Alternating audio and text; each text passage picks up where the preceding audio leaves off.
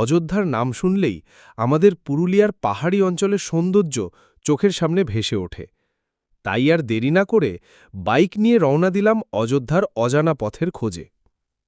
মেঘ, পাহাড় আর রাস্তার টান। পাকা রাস্তা ছেড়ে যখন কাঁচা রাস্তায় পা রাখলাম, তখনই ভ্রমণের আসল স্বাদ পেতে শুরু করলাম। চারিদিকে সবুজের সমারোহ, পাহাড়ের কোল ঘেঁষে নাচছে মেঘেরা, দূরে দেখা যাচ্ছিল একের পর এক পাহাড়, বৃষ্টির জলে ঝলমল করছে গাছপালা। তবে কাঁচা রাস্তায় যাত্রা মোটেও সহজ ছিল না। বর্ষার কাদায় ভিজে গিয়েছিল মাটির পথ, চাকা পিছলে পড়ছিল বারবার, বাইক চালানো হয়ে উঠেছিল সত্যিই দুরূহ। তবুও সঙ্গী সাথীদের সাথে ছোটখাটো ব্যবস্থা করেই এগিয়ে চললাম।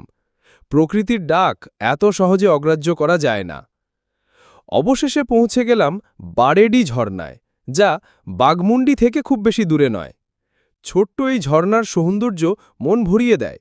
তবে এটির বৈশিষ্ট্য হল শুধুমাত্র বর্ষাকালেই এখানে জলের প্রবাহ থাকে।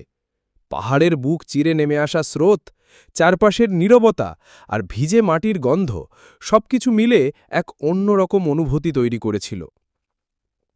আমরা কেউই সেই সুযোগ হাতছাড়া করিনি। সবাই মিলে ঝর্ণার ঠান্ডা জলে স্নান করে নিলাম। এক অদ্ভুত স্বস্তি আর আনন্দে ভরে উঠেছিল মন। পাহাড়, মেঘ আর জলপ্রপাতের মিলনে তৈরি সেই মুহূর্ত যেন সত্যিই স্বপ্নের মতো। প্রকৃতির কাছাকাছি আসলে বোঝা যায় আমাদের জীবনের আসল আনন্দ লুকিয়ে আছে এই ছোট ছোট মুহূর্তগুলোতে।